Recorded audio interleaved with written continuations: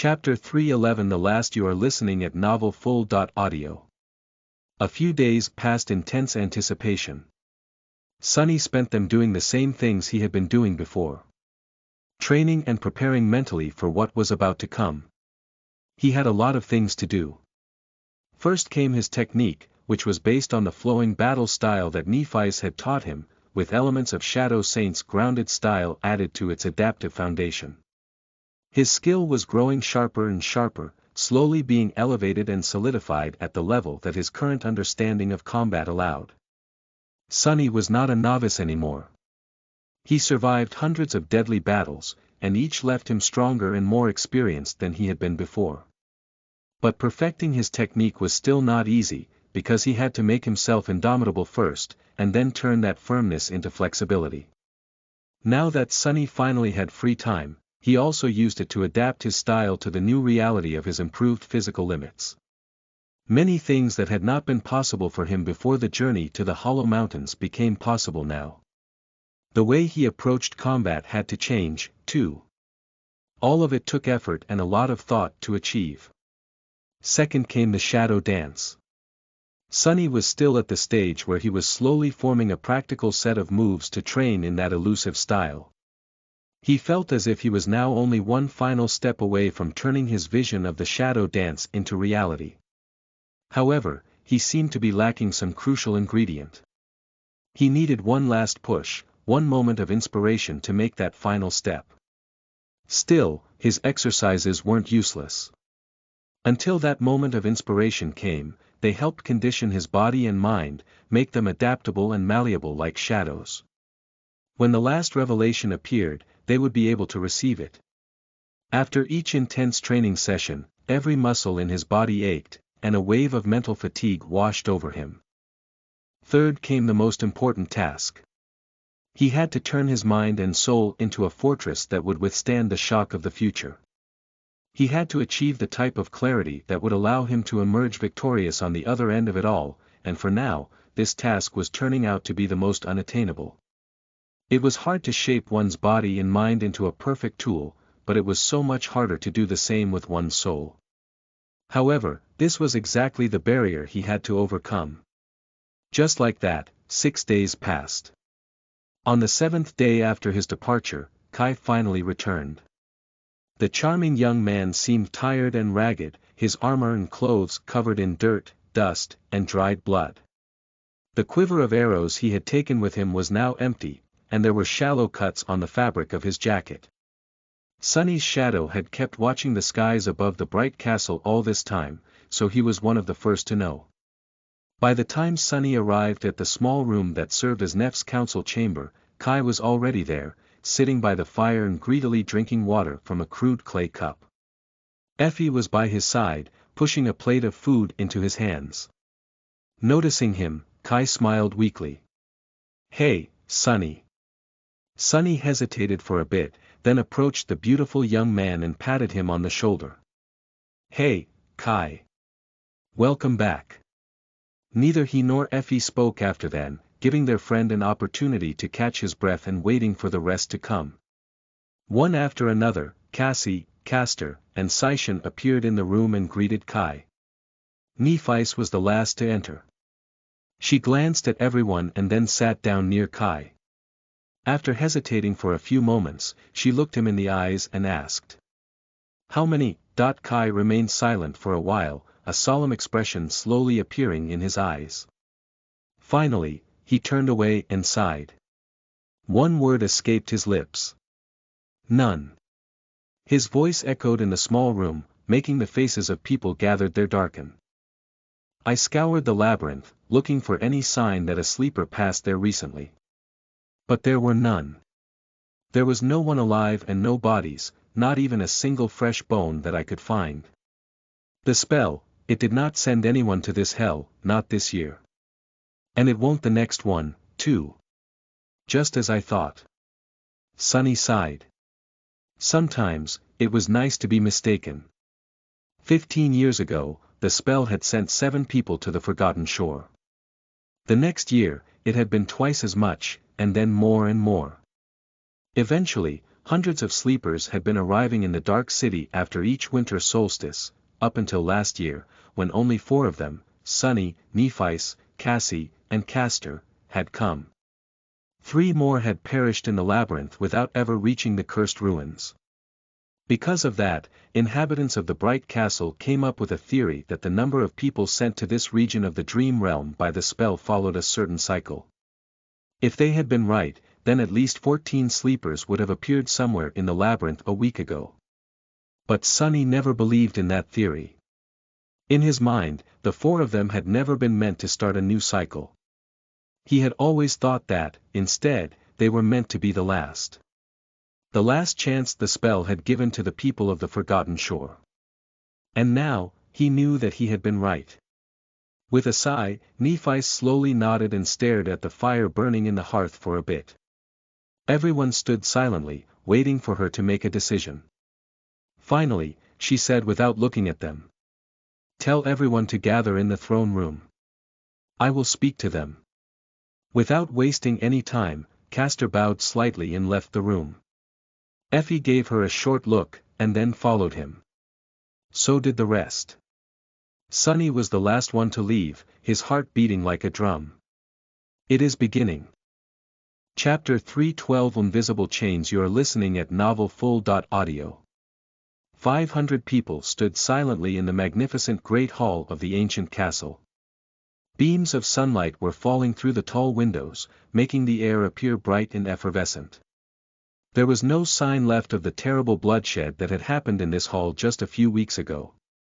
The bodies were dragged away, the blood washed off the marble floors. But the memory of it remained. On the steps leading to a beautiful throne of white marble sat a young woman with silver hair.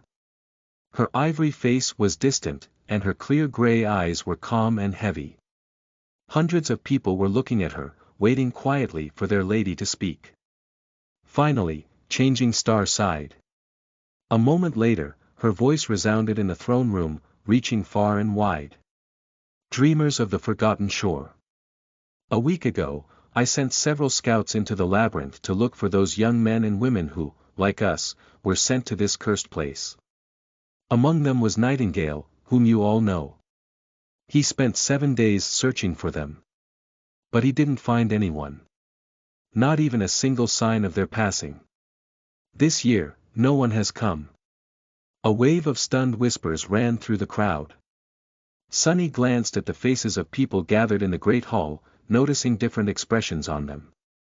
Confusion, fear, shock. However, it wasn't as bad as he had expected. No one seemed to become consumed by utter despair. Instead, all of them turned to Nephis, hope burning in their eyes. She was their hope. Until Changing Star was with them, they weren't going to give in to despair. Indifferent to hundreds of eyes observing her every move, Neph continued. Many of you understand what that means. To those who don't, I will explain. She lingered for a moment, throwing a glance at the walls of the ancient citadel. When she spoke, her voice seemed solemn. For many years, this castle served as a fortress for the humans sent to the Forgotten Shore. Some of you enjoyed the safety it offered, while others survived in the shadow of its walls. But none of us would have been here if not for the Bright Castle. It offered us protection against the dreadful beasts of the Dark City. It offered us shelter. However, this shelter was never free. A dark expression appeared on her face. Some people lost their souls to preserve it. And many more lost their lives. Every year, hundreds of human lives were sacrificed to allow the Bright Castle to exist. And every year, hundreds more came to be thrown into its maw. Sunny silently scoffed. She was making it sound as though the castle was some creature that fed on human lives, not unlike the Soul Devourer, really. The meaning was subtle enough to not be obvious, but still affect the people gathered in the throne room. Observing them, he saw many sleepers shiver and frown. Insidious. Meanwhile, Nephis continued. But no more. There won't be anyone coming to the Dark City this year, just like no one will come after that. Without new people, the losses we suffer will slowly accumulate, until there is no one to man the walls, no one to fight off the nightmare creatures, no one to keep these halls safe. Until there is no more shelter. This end. She made a pause, and then said calmly and with frightening finality. That is inevitable. Her words crashed into the crowd of sleepers, causing a storm of emotions. Their eyes widened and their faces paled. The shock and fear they had felt grew tenfold. As if to hammer the last nail into the coffin of their worldview, Changing Star said. Which means only one thing. We cannot remain in the bright castle anymore. Screams rose from the crowd, full of disbelief and terror. There were many things people were trying to say, but they all boiled down to three.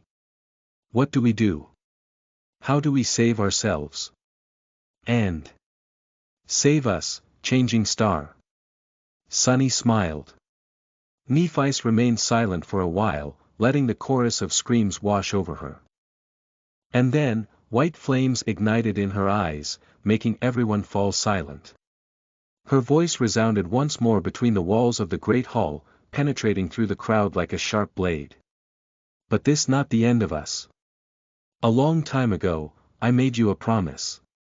And I intend to keep it. She suddenly rose, towering over the crowd like a shining, ruinous angel. Come with me. Follow me. Only I know how to save you. The radiance of her flames reflected in the eyes of hundreds of people, making it seem as though their faces shone with an inner light. Her words had submerged them into utter darkness, and then gave them a beacon to find a way out of it. That beacon burned with the most seductive of lights. The light of hope. And that hope was synonymous with her. Changing Star slowly descended from the steps, her words echoing from the marble walls of the throne room. Follow me, and I will lead you out of this hell. Follow me, and I will show you the path back to your homes. But make no mistake. She stopped and remained silent for a few long moments. When she spoke again, her voice sounded calmer, colder. Heavier. The road ahead will be long and arduous. Not everyone will make it. The weak will die. The strong will die, too. And those who remain won't be the same. But there is one thing I can promise you. Nephice entered the crowd and looked at the people surrounding her with absolute resolve burning in her beautiful eyes. Follow me, and you will never be slaves. Sunny shivered, feeling as though she was speaking to him alone. Everyone in the great hall felt the same way, perhaps. Staring directly into their souls, Changing Star spoke. Slaves to your fear, slaves to your fate, slaves to the nightmare spell. Come with me, and whether you live or die, you will do so humans. Not cowering beasts. She closed her eyes and exhaled, then looked down. Finally, she said, the passion disappearing from her voice. But I will not force anyone to follow me. Ever. Whether you come with me or stay, it is your choice. There is no shame in staying. Those who do not wish to go may leave this hall right now. Sunny looked at the sleepers, trying to guess what their reaction would be. People were staring at each other, doubt and fear written on their faces. Not everyone was enthralled by Changing Star. Not everyone was brave and strong. Not everyone was ready to die fighting. But in the end, not a single one of them left. Nephice sighed and slowly turned her head west, as though trying to pierce the stone of the castle walls with her gaze. After a while, she said. Good. I am glad. Then it's decided. She turned to face them, furious white flames illuminating her pale face. Then the day after tomorrow, we will leave the bright castle. The day after tomorrow, we march on the Crimson Spire. Chapter 313 Starlight Shard. You are listening at NovelFull.audio. On the last day they would spend in the Dark City, Nephice led a small group of her most powerful warriors on one last hunt. The members of her cohort were all following behind her. Sunny, who stubbornly refused to accept his status as one of them, walked apart from the group, idly looking around and observing the ruins. Gemma and Saishan were also with them, as well as 10 or so of the most experienced hunters, some of them formerly from the host, some formerly from the outer settlement. There was no difference between the two anymore. All of them were simply Changing Stars people now. As they were walking, Gemma approached Sunny and glanced at him with curiosity. After Tezsai had fallen to Nef's blade, the tall man seemed to have found some measure of peace. Somewhere deep in his eyes, however, there always was a hint of sorrow. Sunny stared at him and raised an eyebrow. What? The hunter smiled slightly and asked in a friendly tone. You're Sunless, right? Sunny shrugged. Yeah, that's me. Gemma silently measured him and then asked with interest. I've heard that you lived for months alone in the city. Is that true? Ah, makes sense. The tall man was perhaps the most experienced hunter on the Forgotten Shore. He had survived countless battles on the streets of the cursed city. It was natural for him to be curious about this matter. Sunny gave him a nod. Sure. A little over 3 months, I guess. Gemma rubbed his chin, then asked bluntly. How did you survive? Sunny grinned. How had he managed that, indeed? Lots of hiding, lots of killing. A modicum of madness, and a little bit of luck. Gemma stared at him for a bit, then chuckled. Sound about right, I guess. After a while, he glanced forward at Changing Star and asked in a curious tone. Do you know what we are going to hunt today? Sunny looked at him with surprise. She didn't tell you. The tall man hesitated, then shook his head. She did. I'm just not sure that I believe it. Sunny smiled and looked away. Ah, let me guess. Your first thought was that she had lost her mind.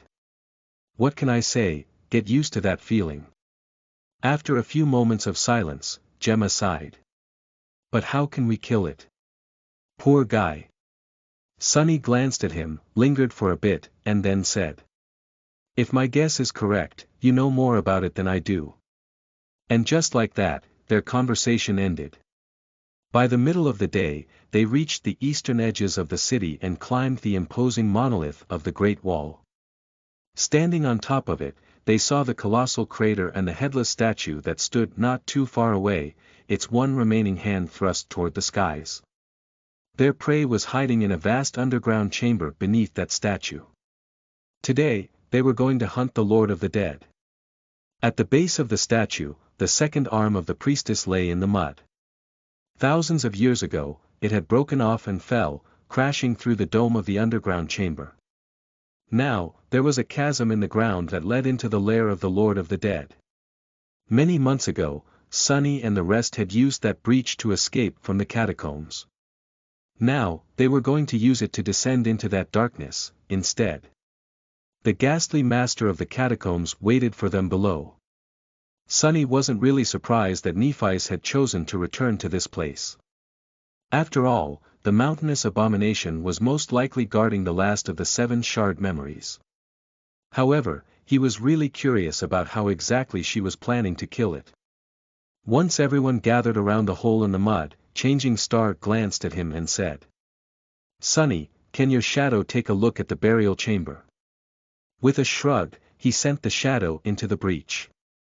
It slid on the mud and entered the dark hole, then hid in the palm of the giant's stone hand and cautiously looked down. The mountain of human bones was still there, in the middle of the vast circular chamber. However, it looked very different from how it had been before. Countless green vines were growing from the mass of bones, some of them comparatively thin, others as thick as a human body. They weren't growing just between the ancient remains. The vines were bursting through the bones, too. Almost as if feeding on them. The Lord of the Dead seemed weaker. More brittle. As though it was sick, sapped of its strength and infected by a terrible parasite. Sunny commanded his shadow to look closer, and finally noticed the thing that he had expected to see. A small wooden box lay on the floor of the underground chamber, open and empty. The exact same box Nephis had mysteriously entrusted to Castor as soon as they were back in the Dark City.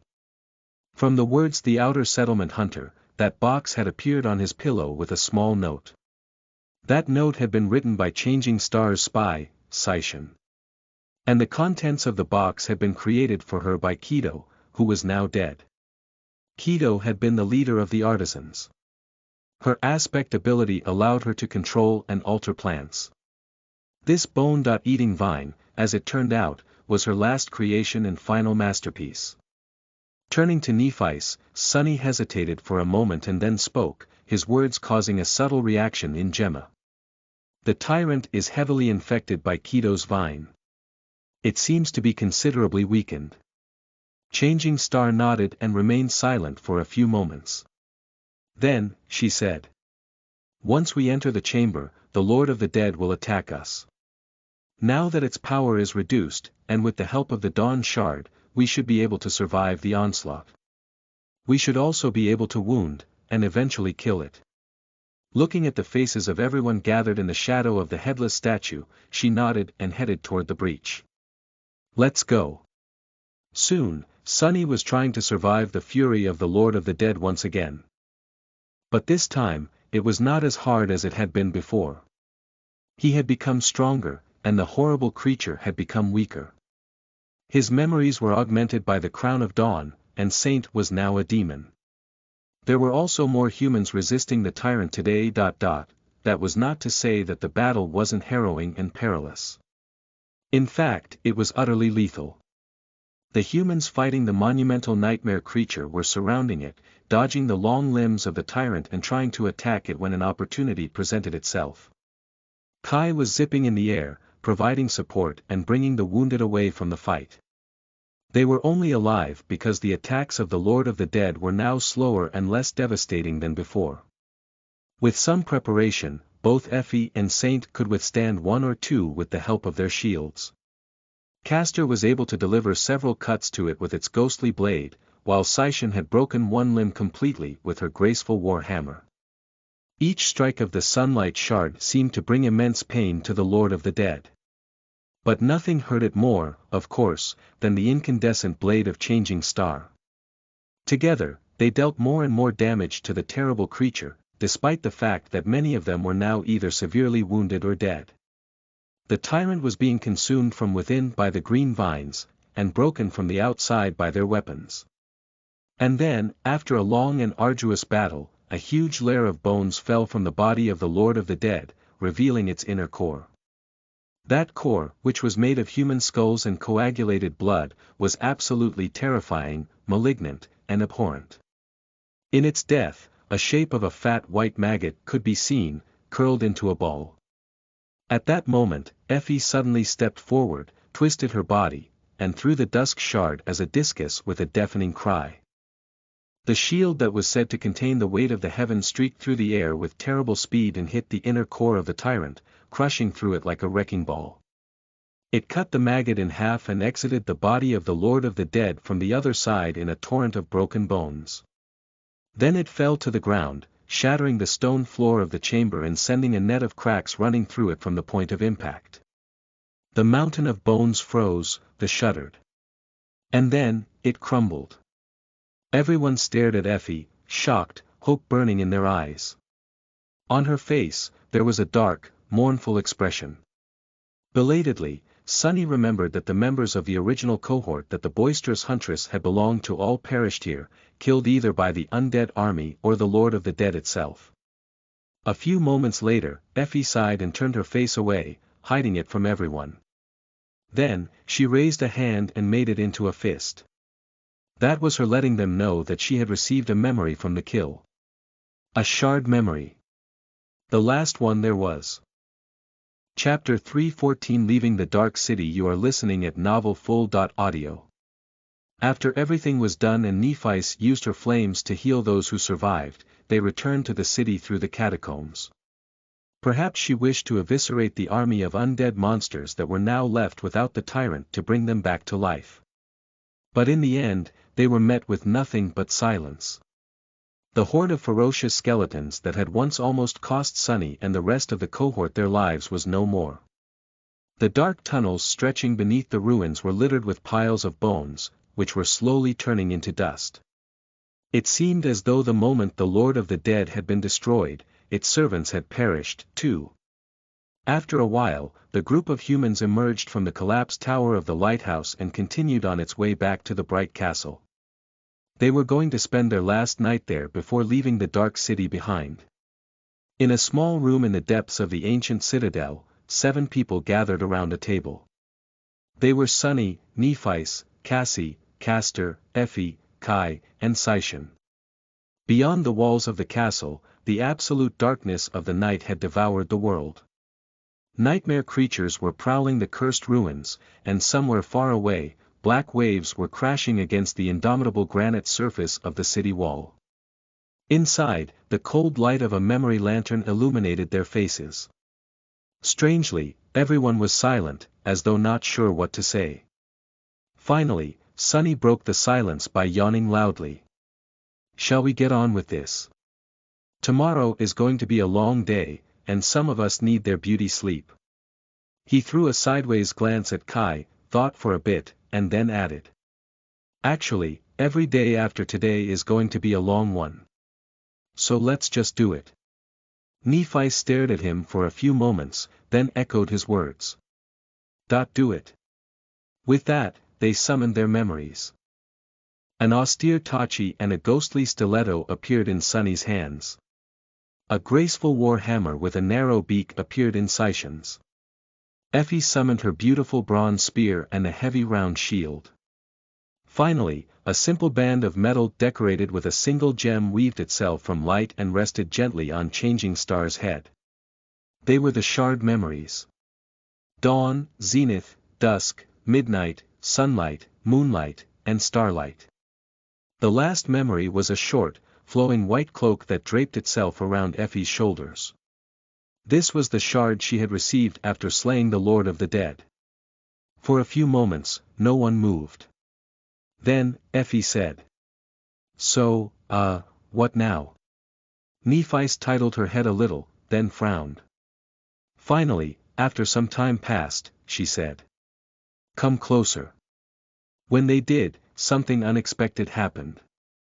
Sunny felt the hilts of his weapons suddenly growing hotter, and soon, both Midnight and Moonlight Shard began emanating a ghostly, ethereal light. The same was happening to the other shards. 7 beams of light shot toward the center of the room and collided. Then, they fused with each other, and soon, 7 objects weaved themselves from that light and hovered in the air. They were keys forged out of lustrous metal, with 7 shining stars engraved on their surface. It was the manifestation of the terrible oath that the 7 heroes had given all those thousands of years ago. The keys that were used to seal the curse of the all-consuming darkness underground. Suddenly, the 7 keys turned into streams of light and shot toward each of the 7 people gathered in the room. One beam hit Sunny in the chest and disappeared, absorbed into his core. The voice of the spell resounded in his ears. "You have received an oath key." Sunny shivered. He didn't want anything to do with that morbid oath. But in the end, he had no other choice. Glancing at the rest of the people gathered in the room, Changing Star lingered for a moment, and then said. "We're ready." In the dim light of dawn, the gates of the castle opened for the last time. A long procession of humans walked through them, leaving the ancient citadel that had sheltered them for so long. They walked under the swinging skulls, not paying them any attention. In the aftermath of all the strife, no one had bothered to remove the ghastly things from their chains. It was not like anyone could have forgotten the hundreds of lives lost in the struggle, and thousands of deaths before that, even if the skulls were removed. 500 people descended the hill and entered the dark city. A few nightmare creatures tried to attack them, and were eviscerated before managing to do any harm. These 500 humans were not a defenseless crowd. They were a battle-hardened army, one comprised of exceptionally powerful sleepers, the most powerful sleepers to ever be born from the human race, perhaps. They moved the ruins, cutting down anything that dared to block their path. Soon, the sleepers approached the western boundary of the dark city and scaled the ancient wall. There, they stopped and turned, staring at the silhouette of the bright castle in solemn silence. By then, pillars of black smoke were billowing from each of its windows. Soon, the whole castle was enveloped by furious flames, which slowly devoured the white stone of its walls. The magnificent marble cracked and melted, destroyed by the terrible heat. The smaller towers swayed and moved, and then fell into the terrible crucible. The fire was slowly destroying the bright castle, turning it into a molten ruin. In a sense, this was fitting. After all, everything else in the dark city had been ruined a long, long time ago.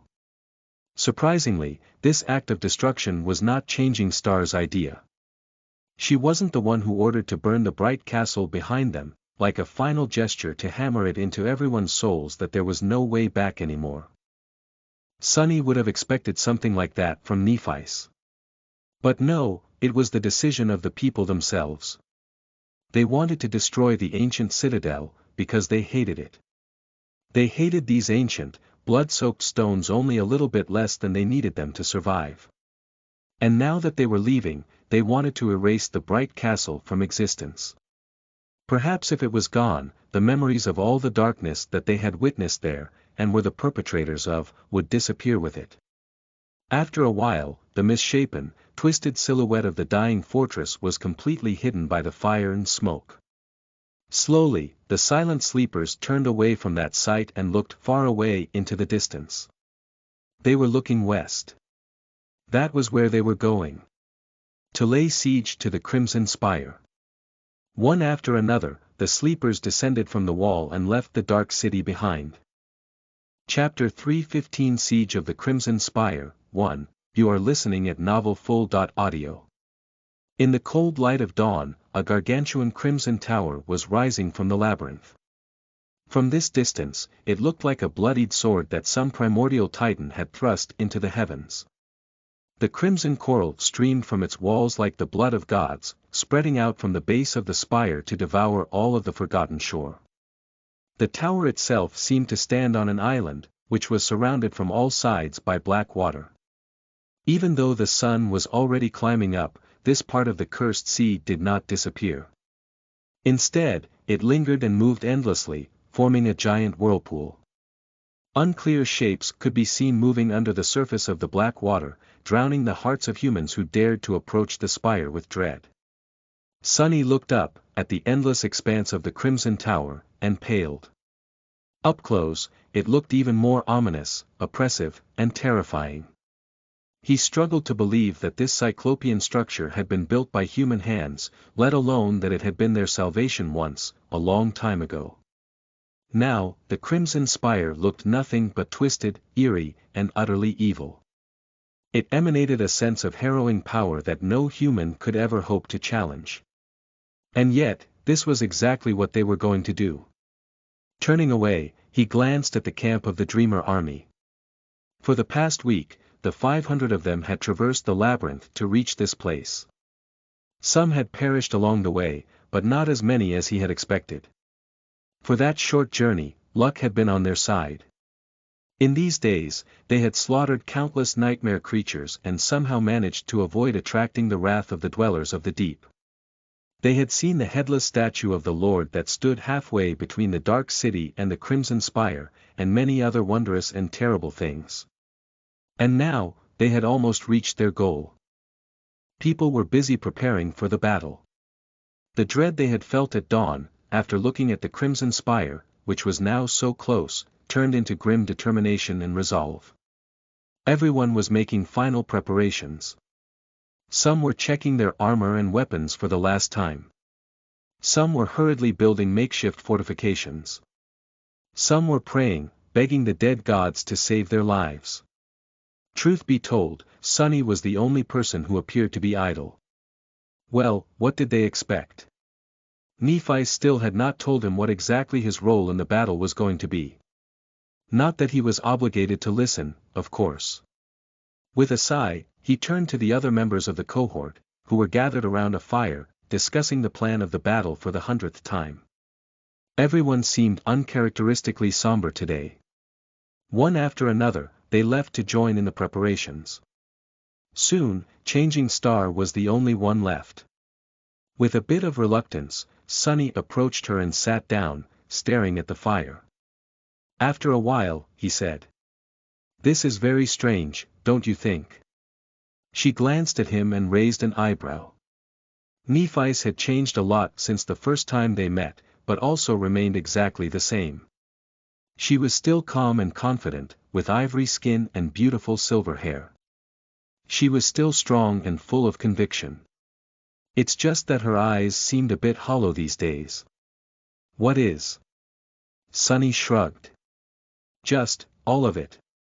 If someone described this scene to me a year ago, I would have been really perplexed. And yet, here we are." He lingered for a bit, and then added. "We've come very far. The three of us." Both of them glanced at Cassie, who was busy explaining something to the artisan representatives. Her delicate hand rested on the hilt of the quiet dancer. After a while, Nephis nodded. "Yes. And now, we just need to make one last step." Both of them remained silent for a bit, thinking about how this final step was going to be the hardest yet. Incomparably so. Then, Sunny sighed. "So, what do you want me to do? From how you kept avoiding the subject for these past days, I'm guessing that it's not something trivial." Changing Star smiled, then looked at him with white sparks dancing in her eyes. "A really small thing, really." Then, she turned to face the Crimson Spire, hesitated for a while, and then suddenly said. "Give me your hand."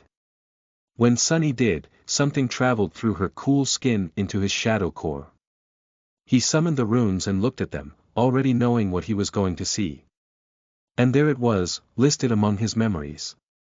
Oath Key 7. Somehow, she had gathered the remaining 6 keys from the rest. And now, she was entrusting them to Sunny. Still looking at the Cyclopean Tower, Nephis said. "That I want you to destroy the Dark Sea. Or banish it, at least." Sunny grinned.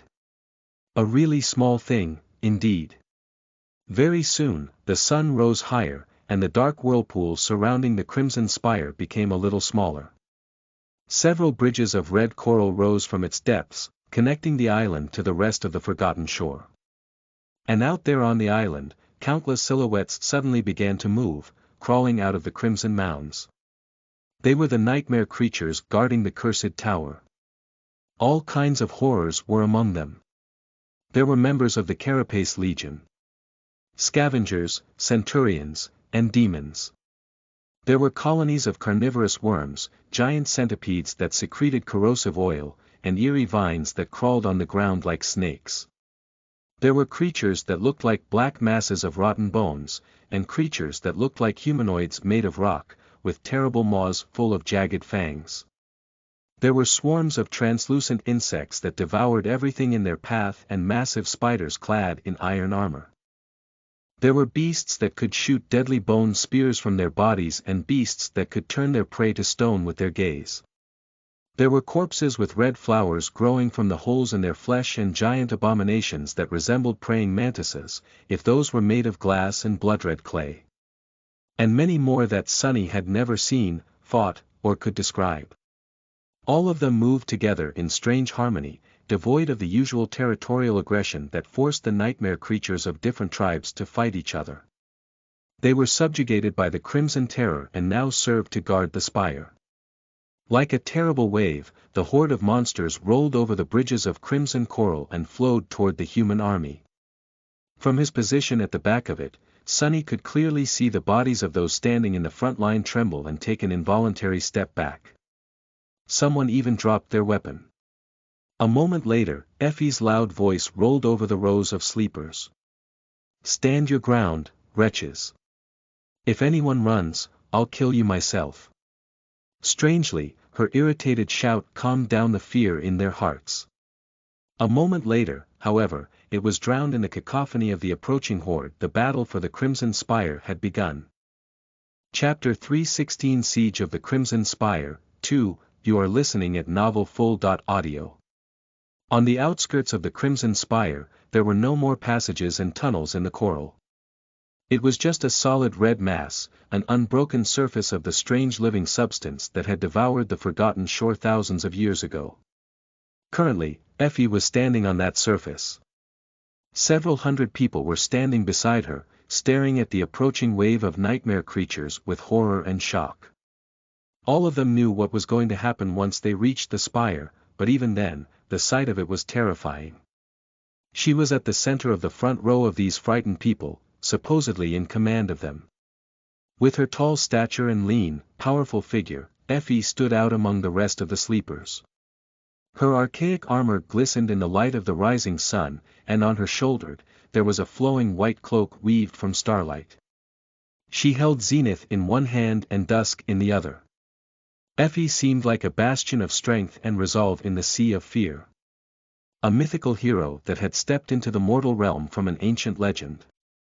But really, she was scared shitless. Looking at the rolling horde of abominable horrors with a grim expression, the huntress lowered her head a little and summoned the helm of her armor, which was crowned with a tall crest of blue horsehair, and thought. Fuck me sideways, fuck, fuck, fuck. All around her, people were trembling. Some fool dropped his weapon and took a few steps back, as if considering running away. Even though she was currently seriously thinking of doing the same, Effie snarled and bellowed. Stand your ground, wretches. If anyone runs, I'll kill you myself. What was the point of running, anyway? There was nowhere to run. If they were going to die, they might as well die like humans. Just like Princess had said. She was somewhat full of shit, but also never wrong. Get ready, bastards. Gripping her spear, Effie cast a sideways glance at the two men standing beside her. One of them was Castor, and the other one was Gemma. Who would have thought that one day she and the leader of Gunlog's hunters were going to fight side by side? Weirdly, the presence of her past enemy was now extremely reassuring. However, even on his face, there were hints of fear. The only person who could have stayed nonchalant in this situation was probably Doofus. That pale miscreant was either too crazy or too stupid, or both, to be scared of anything. But he was currently nowhere to be seen. Effie sort of missed the tiny menace. But Sunny was probably either hiding someplace dark or doing something too insane to be entrusted to anyone else. In any case, she wished him luck. She wished herself luck, too. Looking at the approaching horde of monsters, Effie waited for a few seconds, and then screamed. First Mark, L.O. Her shout was repeated by Saishin, who commanded the second line, and reached Knight somewhere in the third. The plan of the battle was really simple. The first line had to hold off the monsters, changing places with the second once they grew tired. Meanwhile, the third was in charge of eviscerating as many creatures as they could. But first, they had to withstand the initial charge. Nothing was more important than breaking the momentum of the attacking horde. Somewhere behind her, the enchanting voice of their resident idol gave the command to fire the siege engines. These monstrous machines were constructed by the artisans and were supposed to be able to pierce the armor of the most heavily protected nightmare creatures. As long as they were not fallen, of course. A strange and melodic sound reached her ears, and a fraction of a second later, 6 heavy metal spears, each at least 2 meters long, flew above their heads with incredible speed. They streaked through the air and collided with the front of the horde, sending bits of chitin and streams of blood to the ground. She saw one of them behead a giant crab-like creature, the other pierce right through a blood-red mantis and skewer several monsters behind it. But the wave of horrors did not slow down one bit. There was just so many of them. Feeling a shiver run through her body, Effie gritted her teeth, then shouted. Second mark. Almost immediately, a rain of arrows fell on the monsters, wounding many and killing a few. There were many other projectiles mixed in with the arrows. Some sleepers used slings, crossbows, or more exotic projectile weapons. Some used their aspect abilities, which allowed them to create all sorts of sorcerous attacks, like flying blades made of wind, fire, and ice. Some could even create bombs filled with soul essence, which detonated in the midst of advancing horrors and ripped many apart. But still, no reaction. The monsters only seemed to become more frenzied, the fury, madness, and bloodlust in their eyes flashing even brighter. The second rain of arrows fell, and shortly after, 6 more spears shot from makeshift ballistae crashed into the horde. By then, the nightmare creatures were already too close to the front line of humans to change anything. Making a step forward, Effie strained her muscles and threw the zenith shard into the approaching mass of abominations. The beautiful bronze spear shattered the steel carapace of an especially tall creature and pierced its heart. How could it not kill, empowered by the miraculous enchantment of the Crown of Dawn? All of their weapons, and all of their armors, were currently being fed raw power by Changing Star. All around the steel demon, numerous abominations fell, killed in a similar fashion by the memories thrown by the other sleepers. Summoning the spear back, Effie watched as the first row of nightmare creatures fell into a deep ditch that the artisans created just an hour earlier. Those moving behind them simply stepped on the bodies of their fellow abominations and continued moving forward. But finally, the speed of the horde was diminished, if only by a little. Damn T. Brace. That's all she had time to yell before the wave of monsters crashed into the line of humans. Then, the world was consumed by nothing but madness, havoc, and death. Chapter 317 Siege of the Crimson Spire, 3, you are listening at novelfull.audio. Putting her weight behind the dusk shard, Effie leaned into the shield and gritted her teeth. A moment later, a monstrous blow landed on it, strong enough to crush stone into dust. But unlike Sunny's marvelous echo, she was not made out of stone. Instead, Effie was made out of something far more resilient. Arg! Pushing with all her strength, she felt the shockwave of the impact run through her entire body and then dissipate into the ground. Her bones groaned, but held together. Despite the terrible pressure, she held, too. A moment later, Effie growled and pushed even harder, throwing the carapace centurion that had crashed into her a couple of centimeters back. Simultaneously, her spear shot from behind the shield and pierced the black chitin, sinking deep into the flesh of the monster. She twisted it and severed the creature's spine, then slammed her shoulder into the dusk shard, sending the massive corpse flying off the bronze blade. Just in time. A second later, and the tall bastard would have skewered her with one of its scythes from above. But as soon as the centurion fell to the ground, another abomination was already taking its place, with a terrible salivating maw and furious eyes that burned with madness. Curse it all! All around Effie, the bodies of humans and nightmare creatures were entangled into an undulating, bleeding, roaring mess. Claws and steel weapons rose and fell, sending streams of blood, splinters of bone, and chunks of flesh to the ground. Screams of fear, pain, and fury mixed with the indescribable howling of the nightmare horde into a cacophonous litany of death. In this split second, she noticed one of her fellow hunters throwing the body of an iron spider that had jumped onto him back with a thunderous strike of his shield, a stone golem biting into someone's head with its terrible jagged fangs, a giant centipede wrapping its long segmented body around a screaming human and sinking its 100 legs into his melting armor. Then, she had no more time to stare. Hold! Hold, you misbegotten waifs! Taking a step forward, she dodged a harrowing slash of a 3-meter-tall mantis-like creature's scythe and brought the edge of her shield on the leg of the abominable thing.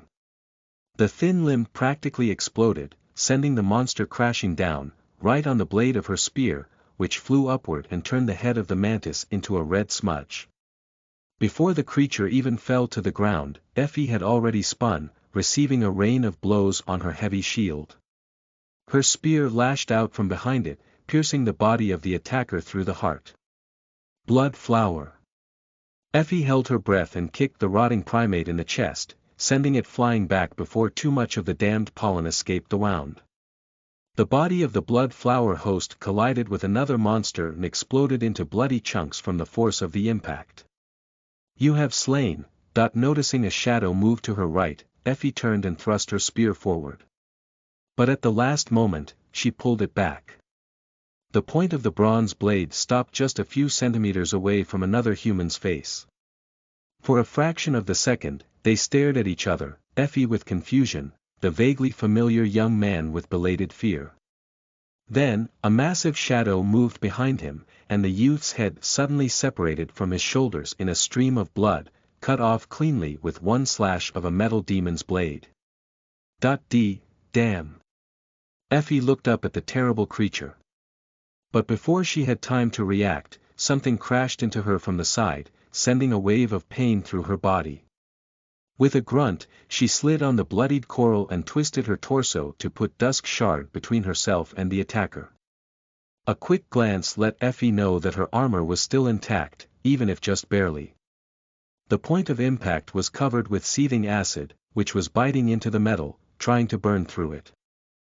Thanks to the enhancement of the Dawn Shard, however, the breastplate remained unscathed. She shifted her weight, preparing to deflect the next attack of the giant centipede. Before Effie could, though, something heavy landed on her back, trying to sink its teeth into her neck. She felt drops of blood streaming to her chest. A furious growl escaped from her mouth. Throwing the Zenith Shard into the maw of the charging centipede and practically severing the body of the creature down its length, she stretched her freed hand back, caught the monster that was trying to bite her head off, and threw it to the ground. The body of the abomination hit with enough force to make the coral crack. Just to make sure that the bastard was dead, she stomped on it with her foot, shattering the head of the damn thing into tiny pieces. But as soon as she did, for more were already around her, their sharp claws and fangs lusting to taste her blood. Bringing the Dusk Shard down on one of them, Effie grinned, then twisted and summoned her spear back. With blood streaming from her wounded neck, she dodged a powerful claw and laughed. Bastards! Are you trying to eat me? Ha, let's see who's gonna eat who, fools. All around her, the first line of the Dreamer army was slowly buckling under the pressure of the Nightmare Horde. So many of them were already dead, and more were dying every second. Their bodies were torn to pieces and devoured, disappearing into the mass of monsters like morning dew. That sight was so harrowing and chilling that the mind simply refused to process it. And yet, the sleepers of the first line, those who possessed the most powerful combat aspects and the best memories, had achieved their goal. They stopped the devastating wave of abominations in its tracks and tied it down with their blades and their lives. The Horde failed to roll over the human army, obliterating it completely without even slowing down. More than that, the massacre was not one-sided. For every human killed, several nightmare creatures were wounded, crushed, and cut to pieces. Arduously and at a great price, the first line was reforming itself, the survivors of the initial charge rallying around 3 champions. They were Effie, Gemma, and Castor. With each of them turning into a bastion in the sea of monsters and gathering fighters around them, the advance of the Horde stalled. Whatever creatures managed to get past were met and eviscerated by the sleepers of the second line, led by Seishan. And throughout all of that, the archers and the siege engines of the third line never stopped firing. Chapter 318 Siege of the Crimson Spire, 4, you are listening at novelfull.audio. Stand your ground, wretches. If anyone runs, I'll kill you myself. Hearing Effie's voice, Kai flinched and forced himself to look away from the terrible visage of the horde of nightmarish abominations. Glancing down, he saw that his hand was shaking and clenched it into a fist. He had to calm himself, somehow, or his aim was going to suffer. That wouldn't do. But honestly, how was a person supposed to not be terrified when a literal sea of nightmare creatures, each stronger and deadlier than anything anyone should ever be forced to face, was approaching them so fast? Kai prided himself on overcoming things like stage fright and social anxiety, as well as getting through many unpalatable situations with grace and elegance, not to mention managing to survive in the Dark City for 3 long years without losing his humanity. But this was just too much. What would Sunny say? Thinking of his prickly, but adorable friend, Kai couldn't help but smile a little. Probably something like, "Oh, a horde of nightmare creatures. Yeah, I've met one a few days ago. They all died when I sneezed, though. The strangest part was that he would be telling the truth. If Kai decided to dig deeper, he would discover something in the line of Sunny's sneeze causing a massive avalanche that wiped all the monsters out. Or, more likely, that his sneeze had awakened some ancient, much more terrifying creature, which then proceeded to devour all the monsters before turning its gaze on Sunny himself. That was just how Sunny was unpredictable. Strangely, these thoughts succeeded in calming Kai down. He only regretted that the cute scoundrel wasn't close by to reassure him in person. Gazing at the approaching horde, he sighed and gripped his bow tighter. The coral was sloping down in the place where Changing Star had chosen to face the guardians of the spire. Because of that, the position of the third line was higher than the other two, which would allow them to continue firing long after Effie and the rest had engaged the nightmare creatures in melee. In theory. All around him, those sleepers that had suitable memories or aspect abilities were preparing to shoot, waiting for his command. The surviving artisans and their assistants were busy loading the 6 powerful ballistae they had transported all the way from the Dark City and put together the last night. The sight of the mighty siege engines made Kai sigh wistfully. Maybe they were going to survive this battle, after all. First mark. As soon as Effie's shout reached his ears, he turned to the artisans and waved a hand, giving them the signal to fire. A second later, 6 heavy spears flashed through the air and crashed into the wall of monsters. Many of them were eviscerated, but these losses were like a drop of water in the sea of darkness. Kai gritted his teeth. Second mark. Now. As his melodic voice rolled over the third line of the Dreamer army, he drew his bow and took aim. Back in the real world, archery was Kai's favorite hobby. Not the practical skill of shooting a bow which was taught to many in school, but the ancient practice known as Kyudo, which was more of a meditative ritual than a real battle art. Its orderly nature, tranquil philosophy, and repetitive motions appealed to something deep inside him. The more stressed Kai was, the more he practiced. Who knew that one day he would be relying on his marksmanship to survive? Not that aiming at a literal horde of monsters was hard. He didn't have to worry about missing a shot with the blood arrow, at least. Letting go of the string, Kai watched as the black arrow streaked through the air and bit deep into the body of a tall carapace demon. Its bone tip pierced the metal armor of the terrible creature with ease. Not only was it of the ascended rank itself, it was also enhanced by Lady Nephis.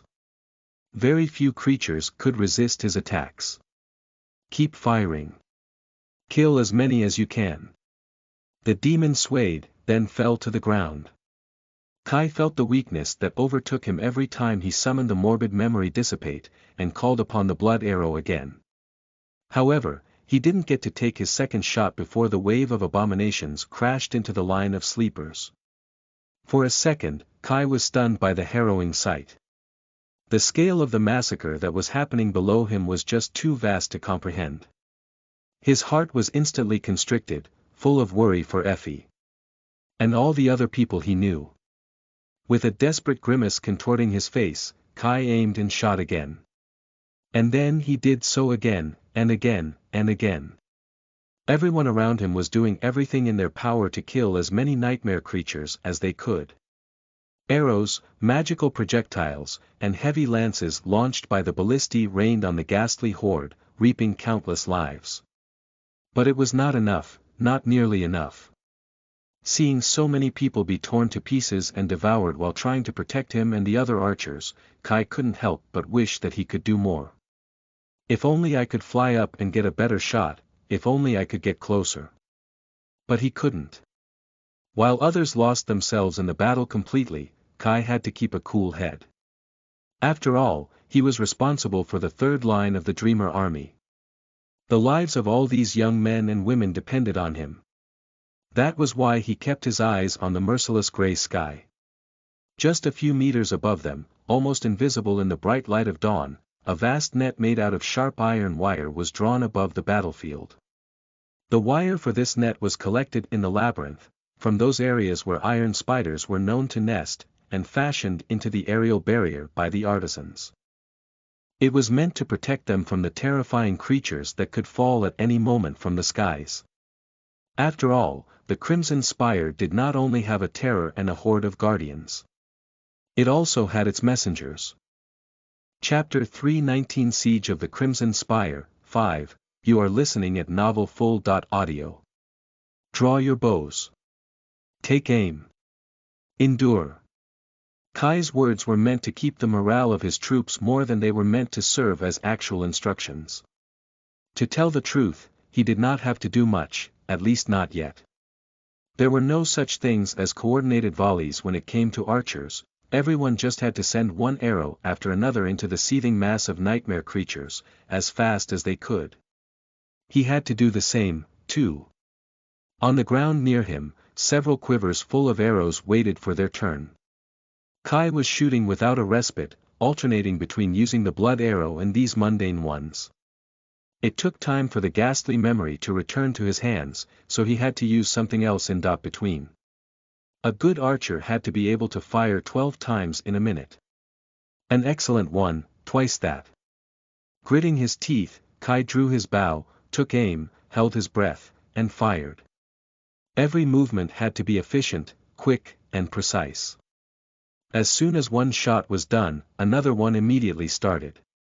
Draw, aim, release. Draw, aim, release. Repeat, and repeat, and repeat.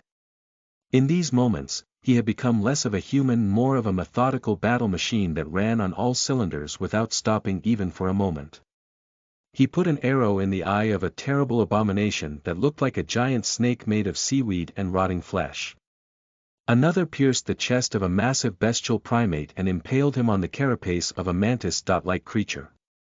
The third bit into the neck of the mantis and greedily drank its tainted blood, causing the monster to stumble and fall.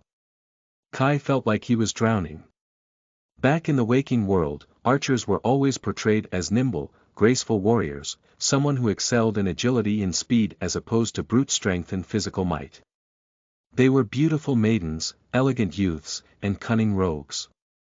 Maybe that was why he had been attracted to bowmanship, to begin with.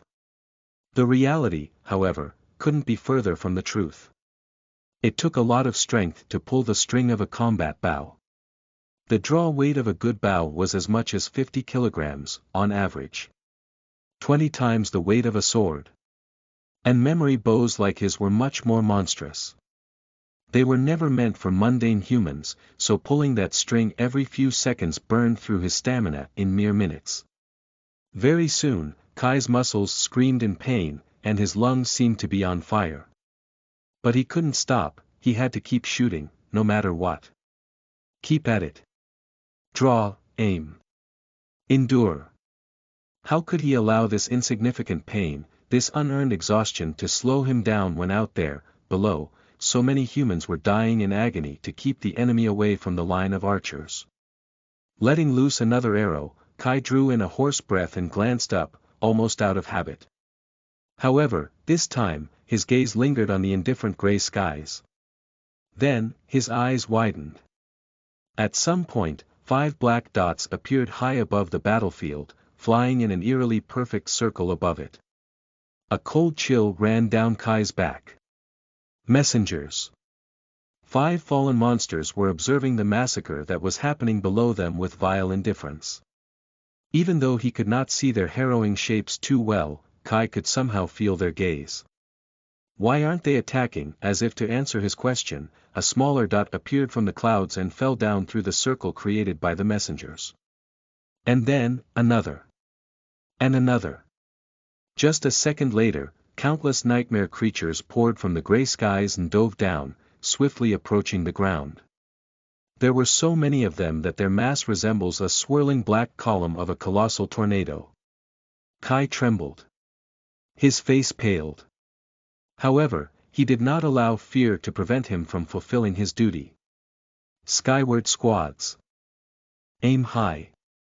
At this point, about half of the sleepers in the third line were supposed to switch their attention and repel the aerial threat.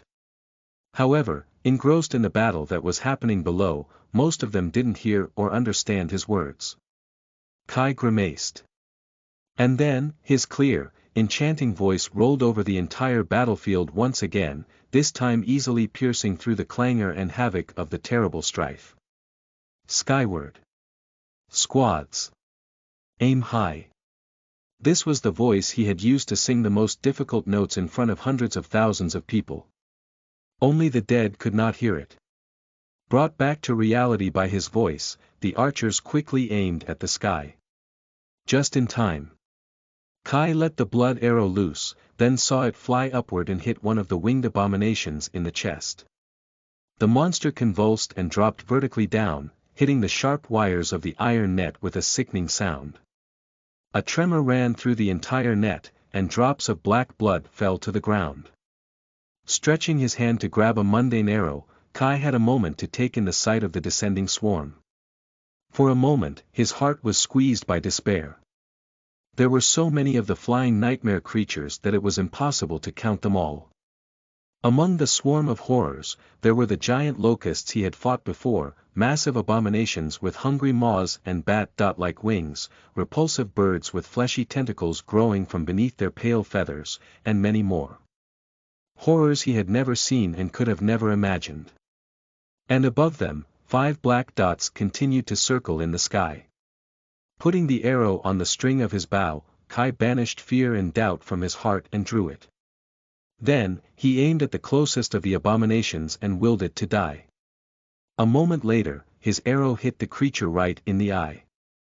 Most of the archers around him had already switched their targets. Only the siege engine crews and those with abilities and memories unsuitable for firing upward continued to pelt the nightmare horde with deadly projectiles. The quickest of the descending monsters were eviscerated, and soon, a rain of corpses fell on the iron net.